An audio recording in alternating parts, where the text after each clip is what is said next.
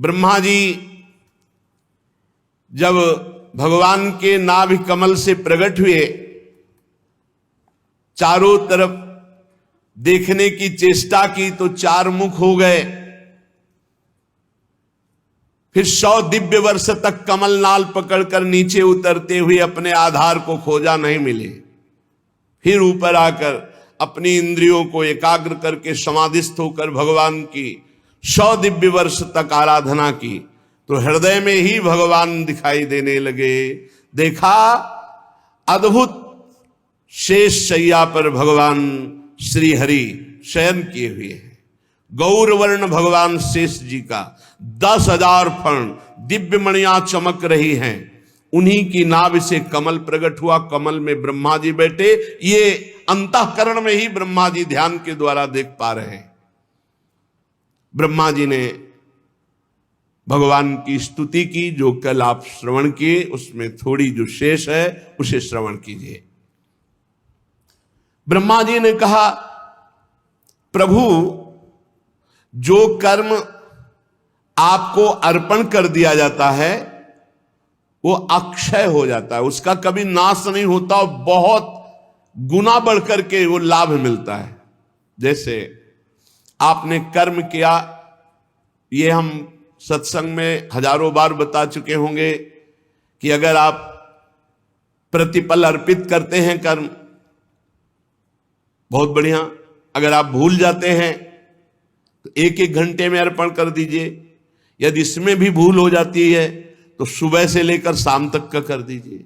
शाम के भगवान के चरणों में प्रणाम किया, हे नाथ, प्रातः काल जगने से लेकर अब तक हमारे द्वारा जो भी कर्म हुए हैं उनमें जो शारीरिक, मानसिक, वाचिक त्रुटि हुई है, अपराध हुए हैं, प्रभु उनको क्षमा करो और हम पर कृपा करके ऐसी हमें बुद्धि प्रदान करो कि हम कभी आपके विपरीत कर्म ना करें, शास्त्र के विरुद्ध कर्म ना करें। और प्रभु सारे कर्म हम आपको समर्पित करते हैं। जो कर्म भगवान को अर्पण कर दिया जाता है वो अक्षय अविनाशी हो जाता है और अनंत गुना बढ़कर वो लाभ देने वाला है। जैसे आपने परिक्रमा की और इसके बाद प्रणाम करके प्रभु को अर्पित कर दिया और बहुत बड़ा लाभ उससे प्राप्त होगा। पर साथ में प्रार्थना मत भूलना कि हमारे शरीर से, हमारे मन से, हमारे वाणी से जो आपके विरुद्ध आचरण बने हो जाने अनजाने में, प्रभु क्षमा कर दो और मेरी बुद्धि को ऐसे शुद्ध करो कि कोई ऐसी गलती ही ना हो, शास्त्र विरुद्ध आचरण ही ना हो, आपके प्रतिकूल आचरण ना हो। क्योंकि शरणागति तभी पुष्ट होती है जब श्री कृष्ण अनुकूल लेन प्रतिकूल से विसर्जनम, प्रतिकूल आचरणों का त्याग हो जाए और भगवान के अनुकूल, और वो अनुकूल कर्म भगवान को समर्पित कर दिए जाए तो वो अविनाशी हो जाते हैं और वो भगवत प्राप्ति कराते हैं।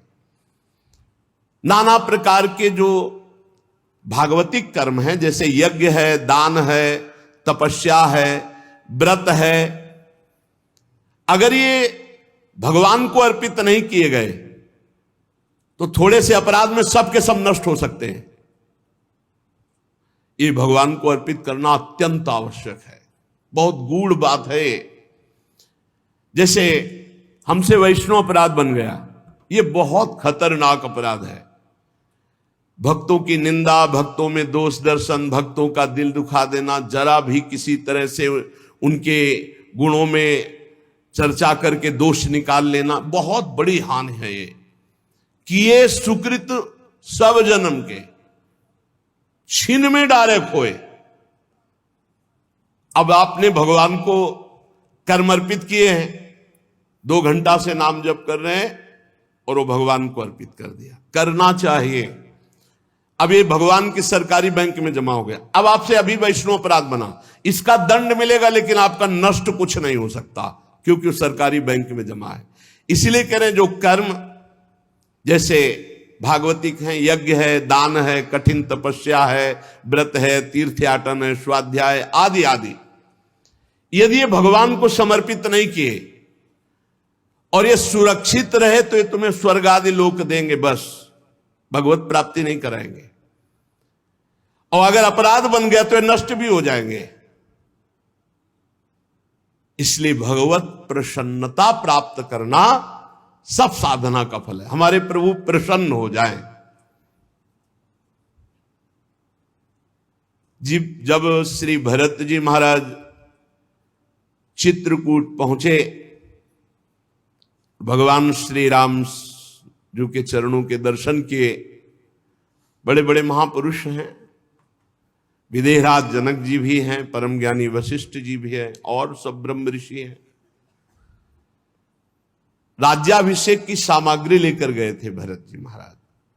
देखिएगा प्रेमी की स्थिति।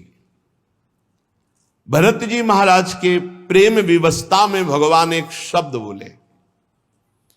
विचार कर लो सब लोग, और कल जो भरत जी कहेंगे वही हम करेंगे। कल हम वही करेंगे जो भरत जी कहेंगे। सारा भार भरत जी के ऊपर आ गया। और भरत जी तो गए ही थे उत्साह युक्त होकर के भगवान का राज्याभिषेक करने के लिए। सब राज्य सामग्री, राज्याभिषेक की सब सामग्री। अब भरत जी ने विचार किया कि सेवक का कर्तव्य क्या है? स्वामी को प्रसन्न देखना। दूसरे दिन गए तो केवल भरत जी ने एक बात कही, जेहि विधि प्रभु प्रसन्न मन होई, करुणा सागर कीजिए सोई।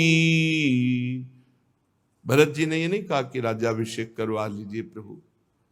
आखिरी फाइनल भरत जी के ऊपर था, तो भरत जी ने कहा जिस विधान से हे प्रभु आपका मन प्रसन्न हो वही कीजिए। तो प्रभु ने कहा हमारी तो इच्छा है पिताश्री की आज्ञा का पालन। तो कहा बस जीने का सहारा दे दीजिए।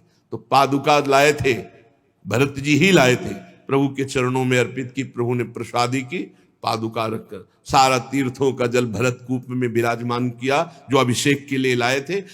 14 वर्ष तक सिंहासन पर पादुका रखकर और अयोध्या का शासन रक्षा की भरत जी महाराज।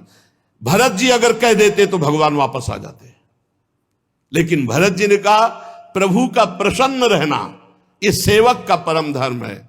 अगर सेवक की किसी बात से स्वामी संकोच को प्राप्त हो जाए तो उसकी सेवकाई किस बात की? तो समस्त साधनाओं का ब्रह्मा जी कह रहे हैं एक ही फल है कि आप प्रसन्न हो जाए, सारे कर्म प्रभु को समर्पित कर दे। और जब आप प्रसन्न हो जाते हैं तो कौन सा फल बाकी रह जाता है?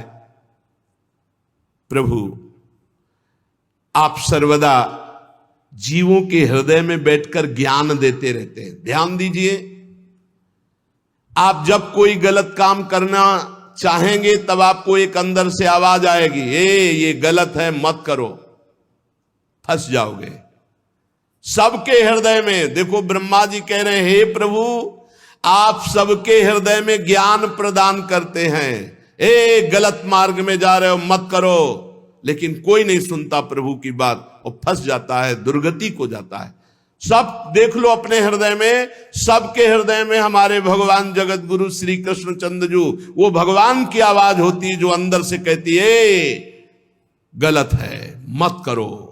वो समझा रहे हैं, आप ये नहीं कह सकते कि हमको समझाया नहीं गया। अंदर से भगवान सबको समझा रहे हैं, गलत मत करो फंस जाओगे, दुर्गति हो जाएगी। लेकिन ये मन नहीं मानता, दुष्ट मन भगवान की आज्ञा का उल्लंघन करके पापाचरण कर ही देता है। जो लोग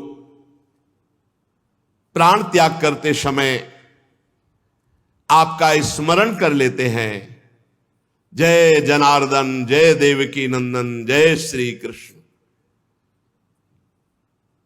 ऐसा नाम उच्चारण करने मात्र से वो जन्म मरण के चक्र से छूटकर ब्रह्म पदवी को प्राप्त होते हैं। पर हे अजन्मा, अंतिम समय उन्हीं के नाम आता है जो जीवन भर आपका नाम जप करते हैं, जीवन भर भजन करते हैं। ऐसा नहीं कि जीवन भर मनमानी पापाचरण करो, अजामिल की तरह तुम नारायण उच्चारण कर लोगे। वो तो महिमा संतों की थी जो अजामिल को ऐसा सौभाग्य मिला। संत मंडली उनके बगीचे में गई हुई थी, तो संतों का मिलना व्यर्थ नहीं जाता। जीवन सार्थक निश्चित होता। अमोघश्च देवर्षि नारद जी ने कहा। तो संतों ने जब अजामिल की दुर्दशा देखी तो कहा तुम्हारा जो पुत्र होगा उसका नाम नारायण रखना। संतों के संकल्प के कारण अंतिम समय वो नारायण पुकारा अपने पुत्र के बहाने से। जो जीवन भर भगवान का भजन करने की चेष्टा करते हैं जैसा बने, तो अंतिम में भगवान उसका स्मरण स्वयं बन जाते हैं। वो अंतिम में जहां भगवान का स्मरण हुआ तो भगवत पद को प्राप्त होता है। प्रभु आप इस विश्व वृक्ष के मूल हैं। गीता जी में भगवान ने कहा ऊर्ध्वमूल मधा शाखा मस्वत्थम प्राहुरभ्यम। ये विश्व वृक्ष के मूल कौन है? भगवान श्री कृष्ण हैं। प्रभु ये काल सबकी आयु को काट रहा है। एक एक सेकंड आपका घटता चला जा रहा है, मृत्यु नजदीक आ रही है। यद्यपि मैं सत्य लोक का अधिष्ठाता हूं, हमारी आयु 2 परार्ध है, समस्त लोकों का बंधनी हूं, फिर भी मैं ऐसे ही डरता रहता हूं जैसे मनुष्य डरते हैं। किससे? काल चक्र से। उसी से बचने के लिए मैं हर समय आपकी आराधना करता रहता हूं। प्रभु आप पूर्ण काम हैं, आपको किसी से कुछ नहीं चाहिए, पर जो आपका स्मरण करते हैं आप बचा लेते हैं। इस संसार के काल चक्र से उसको बचा लेते हैं। आपके नाभि कमल से हे भगवान मेरा जन्म हुआ, मैं त्रिलोकी की रचना करना चाहता हूं, और आप भी जग चुके हैं, अभी तक आप शयन कर रहे थे। अतः प्रभु मेरी बुद्धि में ऐसी सामर्थ्य दीजिए। ब्रह्मा जी कह रहे कि जैसा मैंने पूर्व काल में मैं रचा था जगत वैसा रच सकूं। प्रभु इस प्रलयकालीन जल में आपको शयन करते हुए काफी समय हो गया। आपकी ही अनंत शक्ति से नाभि कमल से मेरा प्रादुर्भाव हुआ है। मैं आपकी ही विज्ञान शक्ति हूं। करुणा में आप मुस्कुराइए और बोलिए, मेरा शोक दूर कीजिए। मैं असमर्थ हूं सृष्टि रचने में, आपसे ही सामर्थ्य प्राप्त कर पाऊंगा। जब मैत्रेय जी ने विदुर जी से कहा ऐसी प्रार्थना ब्रह्मा जी ने की, तो भगवान ने कहा हे वेद गर्भ, जो मेरी आराधना करता वो विषाद के योग्य नहीं रह जाता। तुम्हें विषाद नहीं करना चाहिए क्योंकि तुमने मेरी आराधना की। ध्यान दीजिए, जो श्री भगवान की आराधना करता है उसे विषाद नहीं छू सकता। चिंता, शोक, डिप्रेशन, यही है विषाद। भगवद विमुख को यही प्रसाद मिलता है। चिंता, शोक, भय, उद्विग्नता, ये डूबा है। क्या होगा, ऐसा वैसा, भारी प्रपंच। तुम मुझसे जो चाहते हो वो सब तुम्हें प्राप्त है, बस तुम्हें तप के द्वारा उसे जागृत करना है। तुम समाहित चित्त जो ही होगे तो आगे से आगे तुम्हारा संकल्प बनता जाएगा और सृष्टि वैसे रचती जाएगी। निमित्त तुम बनो, होगा मेरे इस द्वारा। ब्रह्मा जी नाना प्रकार के कर्म संस्कारों के अनुसार अनेक प्रकार से जीव फंसा हुआ है कर्मों में। जब मेरी अतिशय कृपा होती है तब वो कर्म जाल से निकल पाता है। कर्म जाल से निकल पाना भरोसा प्रभु का, कर्मों का नहीं। तुम सबसे बड़े मंत्र दृष्टा हो। तुम निरंतर मेरा भजन करते रहना तो सृष्टि में रजोगुण रूपी पाप तुम्हें बांध नहीं पाएगा। इस जगत में रहते हुए, जगत के कार्य करते हुए भी जगत तुम्हें फांस नहीं पाएगा यदि नाम जप करते रहे। और भजन छूटा तो कह हनुमंत विपत्ति प्रभु सोई, जब तो सुमिरन भजन न होई। बात पकड़ लो। यद्यपि देहधारी जीव को मेरा ज्ञान होना बड़ा कठिन है, पर जो मेरा भजन करते हो मुझे जान लेते हैं। मैं सबका आश्रय हूं, मेरा आश्रय कोई नहीं है। जो मेरी कथाओं को सुनते हैं, वैभवयुक्त कथाएं, महत्वशाली कथाएं, उनके हृदय में मेरा महत्तम जाग जाता है। फिर वो मेरी कृपा से मेरी निष्ठा को प्राप्त होते, भगवद निष्ठा को। तुम्हारा कल्याण हो, मैं तुमसे बहुत प्रसन्न हूं। ब्रह्मा जी त्रिलोकी को जो मेरे में लीन है, तुम रचना चाहते हो, रचो, मेरी सामर्थ्य तुम में है, वो जागृत हो जाएगी। इतना कहकर भगवान अदृश्य हो गए। देखो, अर्जुन जी से भी कहा था तुम निमित्त मात्र बनो, मारे तो मेरे द्वारा गए। ब्रह्मा जी से कहा तुम निमित्त मात्र बनो, कार्य तो सब मेरे बल से हो जाएगा। ऐसे ही भक्त देखता है कि वो निमित्त मात्र है, उत्तम साधना केवल भगवान के बल से हो रही, भगवान ही साधन है और भगवान ही साध्य है, तभी अहंकार छू नहीं जाता। विदुर जी ने कहा, मुनिवर मैत्रेय जी, भगवान श्री हरि के अंतर ध्यान हो जाने पर संपूर्ण लोकों के पितामह ब्रह्मा जी ने अपने देह और मन से कितने प्रकार की सृष्टि उत्पन्न की। इनके सिवा मैंने आपसे और जो जो बातें पूछी उन सब का क्रमशः वर्णन कीजिए। बहुत आनंद आ रहा है आपके श्री मुख से भगवान की चर्चा सुनने में। श्री मैत्रेय जी ने कहा, अजन्मा भगवान श्री हरि ने जैसा कहा था, ब्रह्मा जी ने अपने चित्त को भगवान में जोड़कर फिर 100 दिव्य वर्षों तक तपस्या की। 100 दिव्य वर्ष तपस्या से उनका महान तपोबल और ज्ञान बल दोनों बढ़ गया और उन्होंने जल के साथ वायु को पी लिया। जो जल में कमल में ब्रह्मा जी तो तपोबल से बढ़े हुए ज्ञान विज्ञान बल से संपूर्ण जल और वायु को पी लिया और फिर संकल्प किया। जे ही संकल्प किया तो 3 भाग में कमल बट गया, भूरलोक, भुवरलोक, स्वर्गलोक। जीवों के भोग स्थान के रूप में इन्हीं तीनों लोकों का शास्त्र में वर्णन, यही त्रिलोकी। वो कमल त्रिलोकी के रूप में बट गया जब जल और वायु को पी लिया। फिर महान महरलोक, तपलोक, जनलोक, इन 3 लोकों की रचना हुई। उसके ऊपर ब्रह्मलोक, जहां ब्रह्मा जी विराजमान। विदुर जी, ये सब अद्भुत बात भगवान की शक्ति से संपन्न हुई। खेल खेल में अब ब्रह्मा जी सृष्टि रचने लगे। कोई उनको बल नहीं पड़ रहा, भगवान की कृपा से। जैसा भगवान में स्थित था जगत, वैसा ही वो प्रकट करने लगे। प्राकृत वैकृत भेद से 10 प्रकार की सृष्टि प्रकट की ब्रह्मा जी ने। काल, द्रव्य और गुणों का ब्रह्मा जी के द्वारा जो संकल्प बना, तो काल, द्रव्य और गुणों का प्रभाव प्रकट हुआ, उससे महातत्व प्रकट हुआ।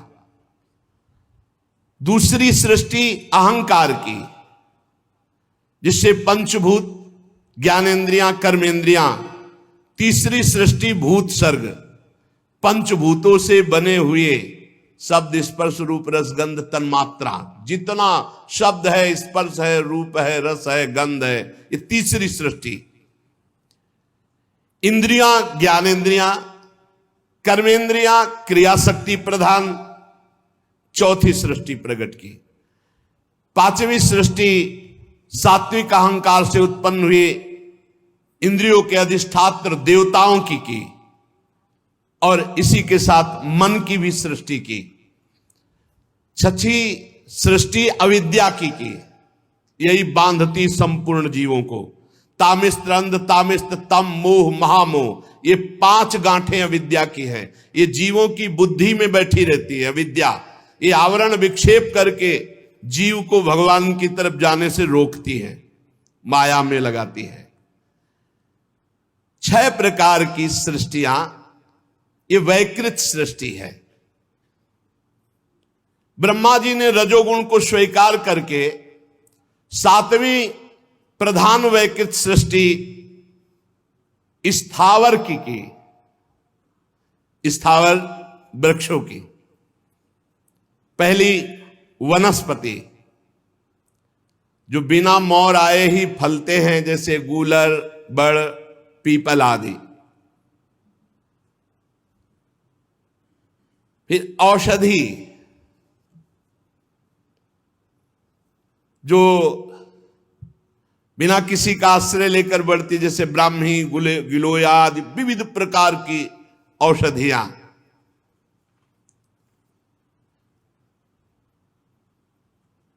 वनस्पति में धान, गेहूं, जौ, चना, विविध प्रकार के अन्न भी आते हैं।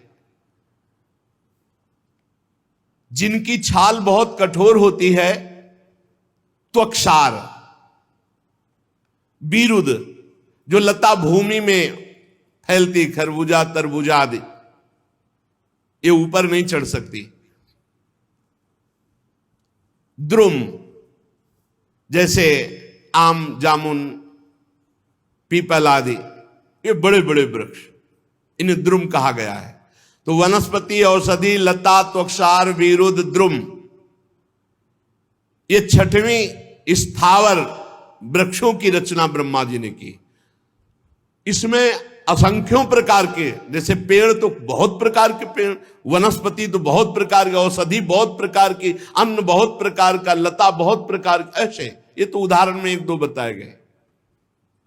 इन वृक्षों में ज्ञान शक्ति नहीं होती, पर स्पर्श शक्ति होती है। जैसे आप कुल्हाड़ मारोगे तो जैसे हमें कुल्हाड़ में लगेगा, ऐसे वृक्षों को लगेगा। कहीं भी किसी भी वृक्ष को काटने का अधिकार ऐसे नहीं है। जब किसी भागवतिक कार्य के लिए प्रयोग में आना होता है तो जो डाल सूख रही है उसका, या फिर जैसे हमने गुरुजनों को देखा है कि श्री जी के लिए, झूला के लिए कुछ हमें पत्र पुष्प आपसे चाहिए, हे लता जी आप प्रदान करो, फिर टहनियां लेकर झूले के श्रृंगार में। जो जितने वृक्ष हैं इनमें ज्ञान शक्ति नहीं होती, पर स्पर्श शक्ति होती। जैसे आप इनको काटोगे तो वैसे ही पीड़ा होगी जैसे मनुष्य को होती है। ये भीतर ही भीतर केवल स्पर्श का अनुभव करते हैं। आठवीं सृष्टि पशु पक्षियों की त्रियग योनियों की। ये 28 प्रकार के, एक एक प्रकार में लाखों लाखों प्रकार के हैं। पशु पक्षियों की 28 मूल हैं और एक एक प्रकार में लाखों, मतलब पक्षी तो लाखों प्रकार के पक्षी है। अरे पूरी सृष्टि में कौन जाने। इन्हें काल का ज्ञान नहीं होता। इनके अंदर तमोगुण की अधिकता होने के कारण केवल खाना पीना और मैथुन करना और सोना, बस इतना ही आता है। खाना पीना, सोना, मैथुन करना, और इनको जो ज्ञान होता है वो सूंघने से होता है। जैसे वृक्षों को त्वचा से, इनकी घ्राण शक्ति बहुत जोर की होती है पशु पक्षियों की। अब देखो पता नहीं कहां से एक चीनी का दाना डाल दो कहां से चींटी आ जाएगी। उसकी घ्राण शक्ति इतनी प्रबल है, उसको बिना किसी सूचना के सूचना मिल जाएगी वहां के। इनके हृदय में ना विचार शक्ति होती, ना दूरदर्शिता होती।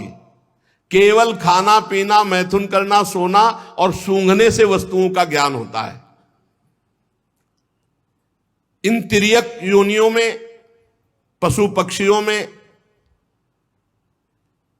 कुछ द्विशप कहलाते हैं, जैसे गौ, बकरा, भैंसा, कृष्ण मृग, सुअर, नीलगाय, रुरु नामक मृग, भेड़, ऊंट, ये 2 खुरों वाले पशु कहलाते हैं। नीचे से इनके खुर के 2 भाग होंगे, द्विशप कहलाते हैं। गधा, घोड़ा, खच्चर, गौर मृग, सरप, चमरी, ये एक शफ, एक खुर वाले, पूरा एक खुर होगा, टॉप इनकी एक खुर वाली होगी।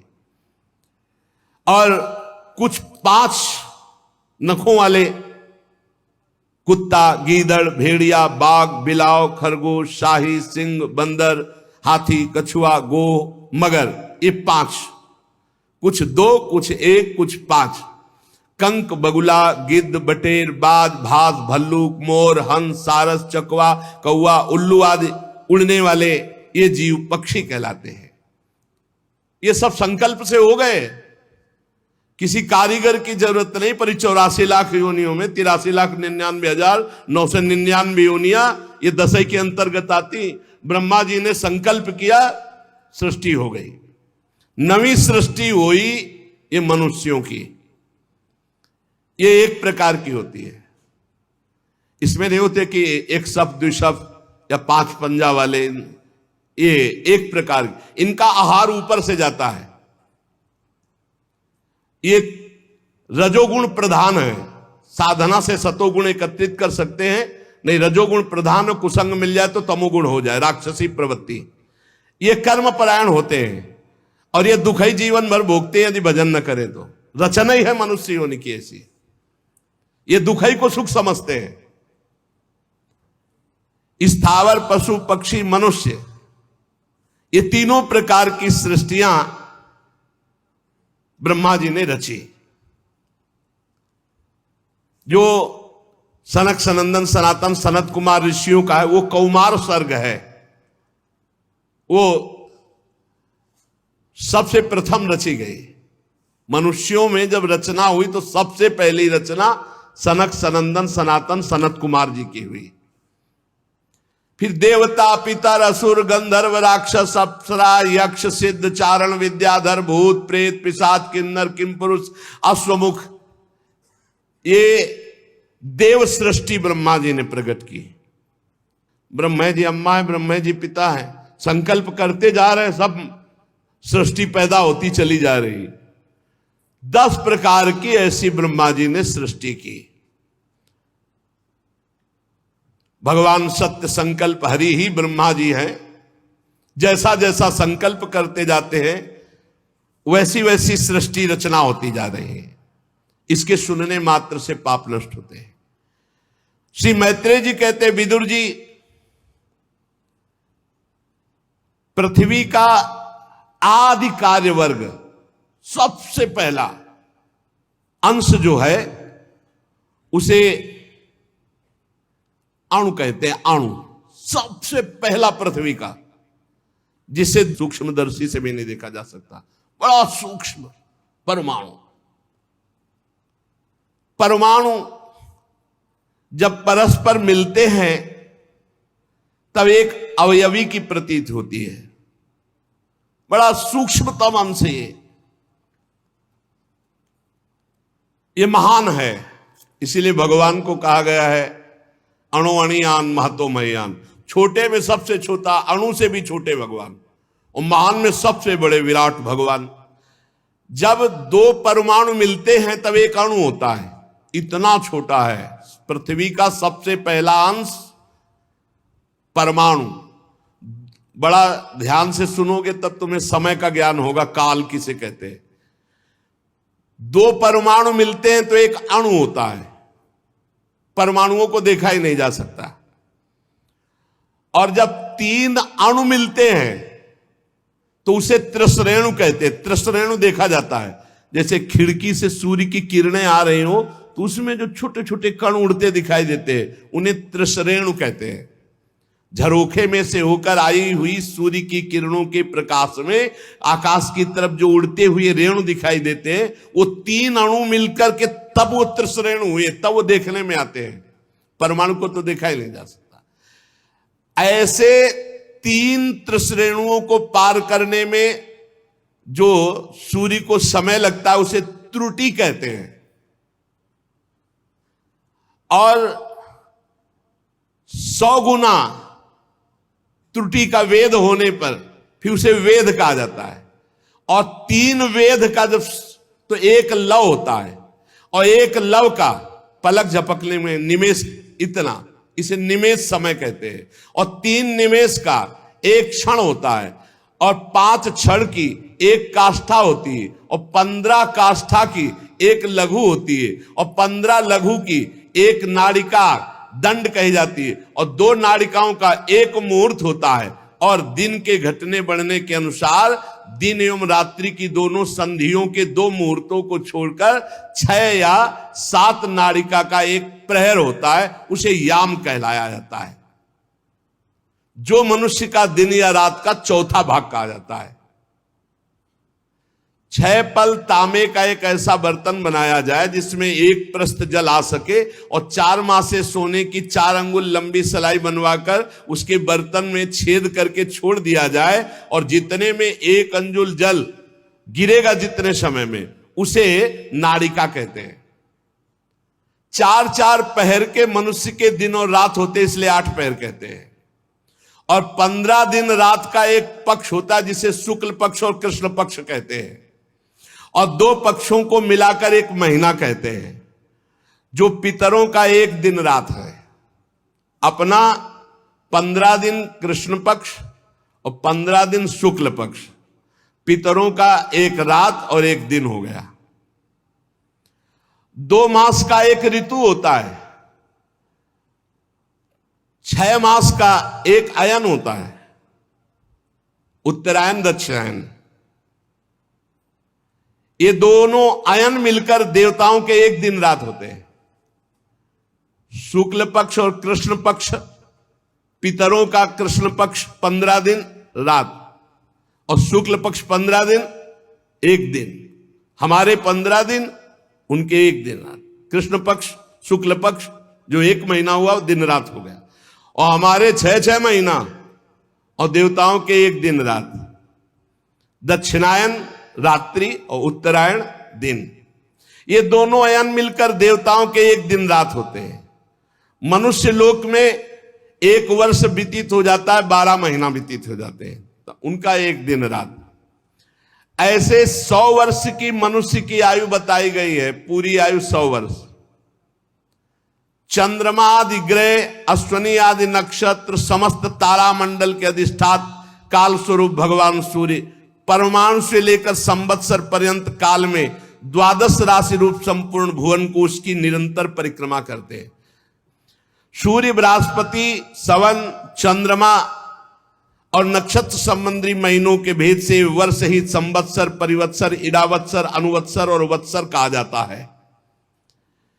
विदुर जी 5 प्रकार के वर्षों की प्रवृत्ति करने वाले भगवान सूर्य की सबको आराधना करनी चाहिए। जो सूर्य भगवान की आराधना नहीं करते उनका तेज, आयु, श्री कांति सब नष्ट हो जाता है। ये जो सुबह सोते रहते हैं ना 9 बजे तक, कैसा जीवन। अरे भुवन भास्कर भगवान आ रहे हैं, कम से कम उठ जाओ सैया से, इतना ही आदर करो, इतना ही आदर कर लो। उत्तम बात तो है कि नहा धोकर के अर्घ दो, थोड़ी देर नाम जप करो। मनुष्य जीवन मिला क्या, मरना है, मरना है। यहां आनंद के लिए आए हो, आनंद श्री जी के नाम रूप लीला धाम में, सोने में नहीं। सूर्य उदय सैया पर हो जाना बड़ा मंगलकारी है। इसलिए जिन जिन के कानों में शब्द पड़ रहे हो, अगर आप रात्रि जागरण करने की सेवा करते हैं, ड्यूटी देते हैं, तो आप सूर्य उदय के समय उठ जाइए और उनको प्रणाम करके फिर सो जाइए।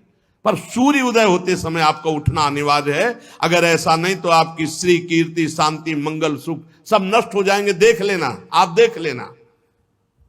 ये जो तुम सोते हो ना, सूर्य उदय होता है ना, तुम्हारी बुद्धि को भ्रष्ट करता है। पक्का समझ लीजिए, पक्का। ये महापुरुषों के द्वारा स्थापित किया हुआ मार्ग। सूर्य उदय होते ही आप स्नान करके उनको अर्घ दीजिए, और जब नाम जप मंत्र जप करोगे तो बुद्धि को सत्य की तरफ ले जाते हैं। गायत्री का जो आखिरी अर्थ है उसका यही कि मेरी बुद्धिमहि, मेरी बुद्धि को सत्य की तरफ प्रेरित कीजिए, सत्य की तरफ प्रेरित कीजिए।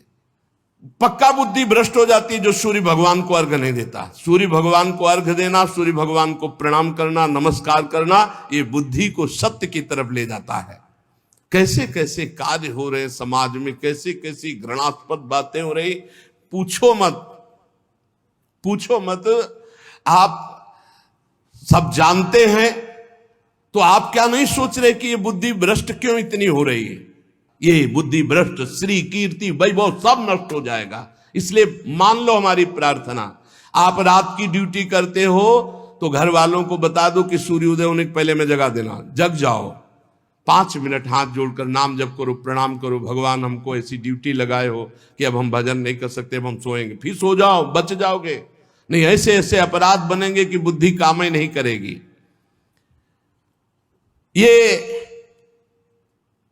जो पुरुष सूर्य भगवान का अपमान करते हैं, उनकी आयु का नाश करते हुए आकाश में विचरण करते हैं। सूर्य की तरफ थूकना, लघु शंका करना, ये सब पशुवत आचरण। अब ज्ञान ही नहीं रह गया, ना शास्त्र सुनना है और ना शास्त्र पढ़ना है। अब तो जो कुछ है वो मोबाइल है। अरे धर्म से चलो, भगवान का नाम जप करो, नमक रोटी खाओ, चैन से जियो। जीना नहीं आ रहा है, जीना नहीं आ रहा। बेविचार प्रवृत्ति बढ़ती चली जा रही, धन लोलुपता बढ़ती चली जा रही, हिंसा बढ़ती चली जा रही। क्यों? वासना में इतना भूत चढ़ गया है, कुछ ज्ञान नहीं। सुबह उठकर धरती माता को प्रणाम करना, बड़े बुजुर्गों के चरणों में माथा रखना, भगवान का नाम जप करते हुए अपने दिनचर्या में लगना, सूर्य आदि की उपासना करना, भगवान के जो पावन ग्रंथ गीता भागवत के 2-4 श्लोक गायन कर लेना, भोग लगा के पान, पवित्र भोजन, पवित्र विचार, पवित्र दिनचर्या। गरीबी जरूर, लेकिन धर्म युक्त, बहुत होश में, बुद्धि शुद्ध, भोजन सात्विक, आचरण पवित्र, आपको आनंद की आप ईश्वर अंश जीव अविनाशी, चेतन अमल, सहज सुख राशि। सहज सुख राशि कहां पहुंच गया? दुख राशि में घूम रहा है। अरे अब तो दिनचर्या नहीं है। क्या इसमें आयु बढ़ेगी? ज्यादा सोने वाला तेज विहीन हो जाता है, स्फूर्ति विहीन, उत्साह विहीन, बहुत हानि ही हानि है। आप अगर सो रहे तो आपकी बुद्धि पतित हो जाएगी, आपकी बुद्धि भ्रष्ट हो जाएगी। बुद्धि को शुद्ध रखना है तो नींद कम दो। 3 चीजों का अभ्यास कर लो तो बहुत बढ़िया हो जाएगा।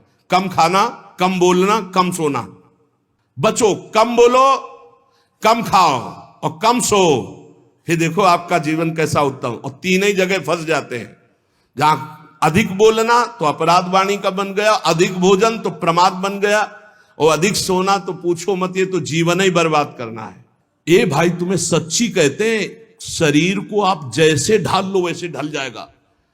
3 घंटे सोने में या 4 घंटे सोने में काम चला लो तो कितना बढ़िया। 20 घंटे आपके पास बचते हैं। 20 घंटे सो के 4 घंटे में निपटाते हैं कार्य, सोच स्नान। और अगर भगवान ऐसे ऐसे जीवन को नष्ट करने वाले जीव हैं तो हमें लगता है मानव जीवन की कृतार्थता का क्या स्वरूप रहा।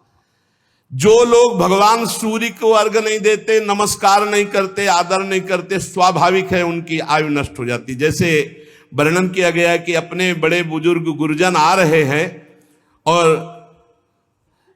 आप उठकर नहीं खड़े हुए तो आपकी प्राण शक्ति कमजोर हो जाएगी। ये उनके सम्मान के लिए खड़े होना नहीं, अपनी सुरक्षा के लिए खड़े होना है। अपने गुरु, अपने माता पिता बड़े, तो उठ के खड़े हो जाओ, नहीं प्राण शक्ति आपकी कमजोर हो जाएगी। भगवान के लिए ही सिर्फ तुम्हारा मानव जीवन है, इसमें आराधना करके आप दिव्य योग शक्ति संपन्न हो जाइए। ब्रह्मा जी ने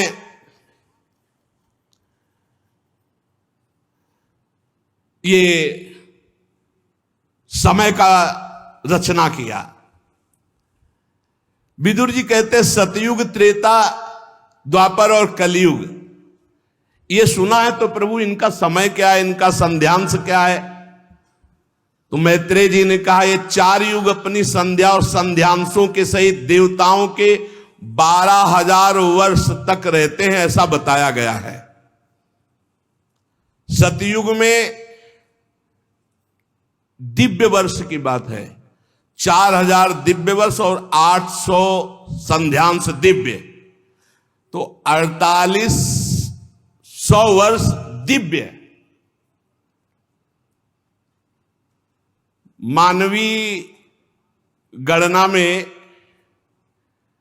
अलग होता है और ये दैवी गणना में अलग होता है। जैसे दैवी गणना में कलयुग है 1200 दिव्य वर्ष, तो मानवीय गणना में 4,32,000 वर्ष, 4,32,000 वर्ष। तो द्वापर कितना हुआ? 8,64,000 32 दूनी, तो 8,64,000 वर्ष द्वापर। इसका तिगुना त्रेता और इसका चौगुना सतयुग, ऐसा वर्णन है। ये 4 युग है। सतयुग के मनुष्यों में धर्म चारों चरण से रहता है, और फिर त्रेता युग में 1 चरण क्षीण होता है, फिर द्वापर में 2 चरण क्षीण होते हैं, कलयुग में 3 चरण क्षीण हो जाते, 1 चरण से चलता है धीरे धीरे। और जब ये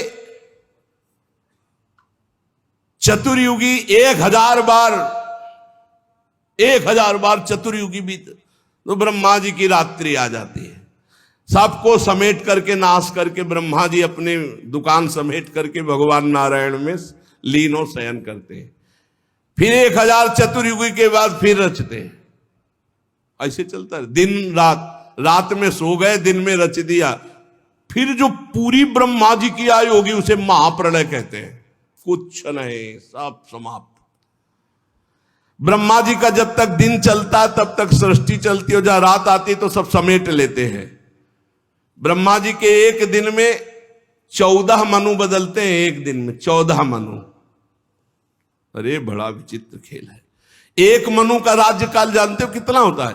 71 चतुर्युगी, 71 बार चतुर्युग, चारों युग व्यतीत हो जाएंगे तब एक मनु। और 14 मनु ब्रह्मा जी के एक दिन में बदलते हैं।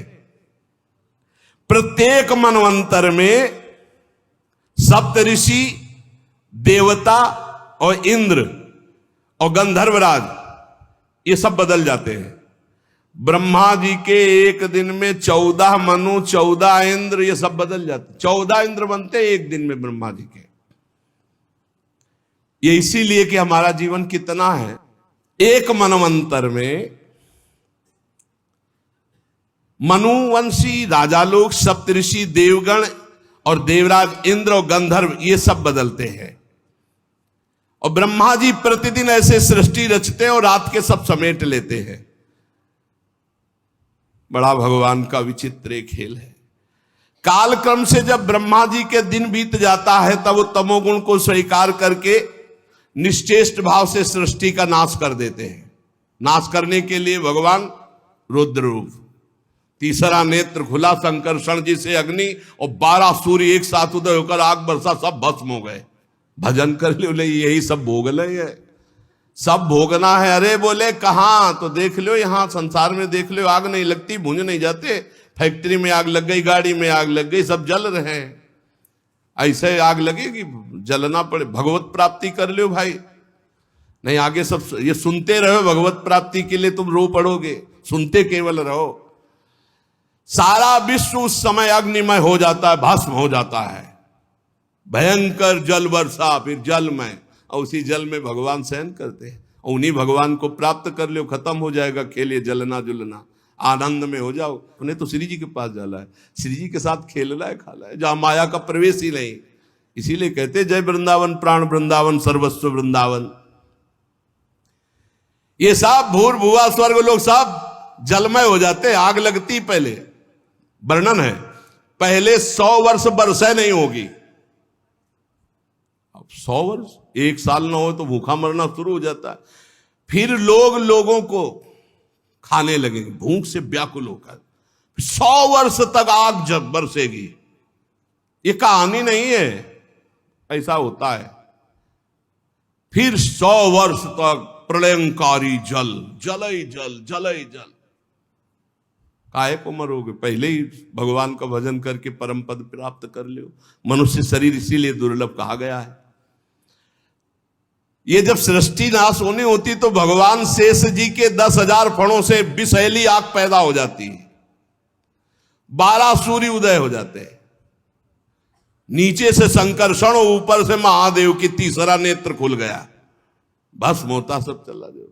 राधा राधा, तभी हम कहते हैं कसाई वाड़े में बंद हो काल के, भजन कर लो भजन, कुछ नहीं चलेगी तुम्हारी बादशाही, तुम्हारी ऐंठ, तुम्हारी छाती तान के चलना। बहुत सावधान, राधा राधा, परोपकार कर लो, मंगल कर लो, अच्छी कमाई कर लो, भगवान के पास चलो।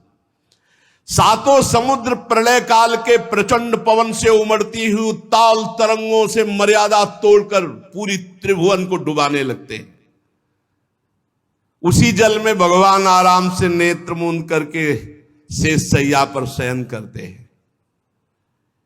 1,000 चतुर्युगी रूप प्रतीत होने वाले दिन रात के फेर से ब्रह्मा जी की 100 वर्ष की परम आयु, ब्रह्मा जी भी भयभीत होते रहते हैं।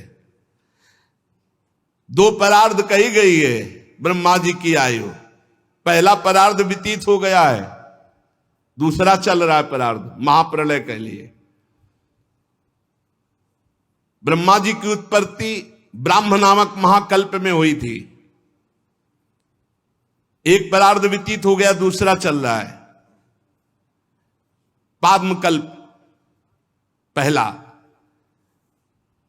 विदुर जी इस समय जो कल्प चल रहा है उसे दूसरा परार्ध कहते हैं। ये वाराह कल्प है। पाद्मकल्प पहला परार्ध और दूसरा है वाराह कल्प। इसमें भगवान ने वाराह रूप धारण किया था। ये दो परार्ध काल, अव्यक्त, अनंत, अनादि, विश्वात्मा श्री हरि का, सुनो, ब्रह्मा जी का ये दो परार्ध भगवान का क्या है? निमेष। इसे कहते हैं निमेष। ऐसे भगवान हमारे हैं और ऐसे भगवान को हमारी लाडली जो अधीन की हुई है, इसीलिए हम जीत गए। हमारे माई श्यामाजू को राज जाके अधीन सदा सांवरो, या ब्रज को सिरताज। घर वाले हो गए अपने लोग, लालजू के घर वाले हैं। घर के जैसे सदस्य नहीं होते तो घर के सदस्यों को बचाया जाता है ना। घर के सदस्यों को थोड़ी देखा जाता है कौन अच्छा कौन बुरा, घर के जन है, इनको बचाओ। तो हम सब प्रियालाल के घर के सदस्य हैं, शरणागत जल है। ये काल की दाल हमारे ऊपर नहीं गलेगी, विश्वास करो। अरे वो संबंध मात्र से कल्याण करते हैं। ये मेरा है, एक बार हृदय से स्वीकार कर लिया, उसी से उन्नति शुरू हो जाती है। बहुत कृपालु हैं, क्योंकि जानते हैं दुर्जय माया है, जीत नहीं पाएगा। केवल हे हरि मैं आपका हूं, इतने मात्र से वो पार कर देंगे।